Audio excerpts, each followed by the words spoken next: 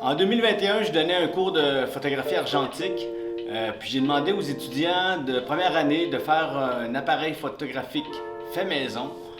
Donc l'idée c'était vraiment de faire des photos expérimentales, donc faire un sténopé, faire des photogrammes, puis faire des solargraphies.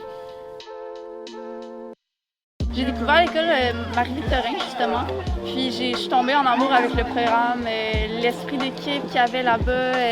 Vraiment, les cours sont tellement intéressants. C'est pas quelque chose que tu vas faire toi-même à la maison, justement, avec l'exposition, la photographie argentique. C'est quelque chose qui m'a amené beaucoup de connaissances.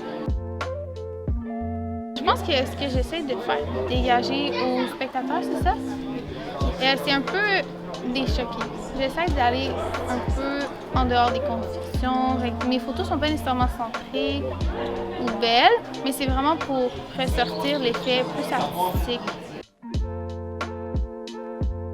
Puis tu sais, c'était vraiment, la photo argentique, c'est beaucoup ça aussi, quelque chose d'expérimental. Fait que je mettais mes caméras un petit peu partout en n'ayant aucune idée de ce que ça allait donner.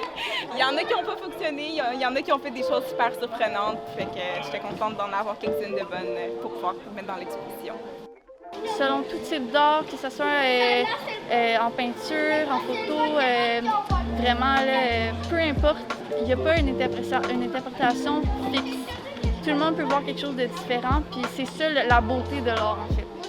Je me suis dit que je voulais vraiment faire ma photo d'un nouvel angle pour apporter quelque chose de nouveau. On va dire que c'est de là que vient mon inspiration pour mon œuvre de cette exposition.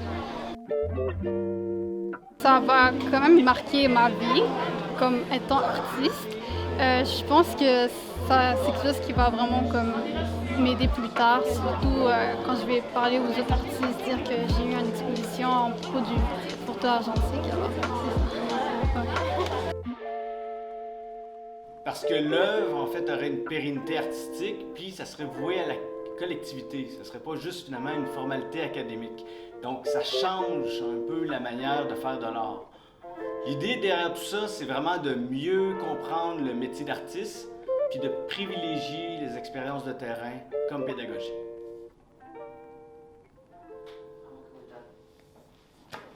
Coupé.